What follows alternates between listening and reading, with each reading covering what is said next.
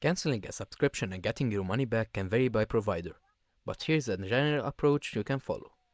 First, start by checking the terms of service for information about cancellations and refunds. This will help you understand your rights and the process. If the provider allows refunds, continue by canceling the subscription. Visit the website or app you're subscribed. Then, navigate to your account settings, then cancel the subscription, often found under subscriptions or billing. After that, follow the prompts to cancel your subscription and ensure you receive a confirmation email or notification. Then to request a refund, reach out to customer service via email, chat, or phone. Then explain your case, be polite and clear about why you're requesting a refund, referencing any relevant terms. Save a correspondence and confirmation of your cancellation.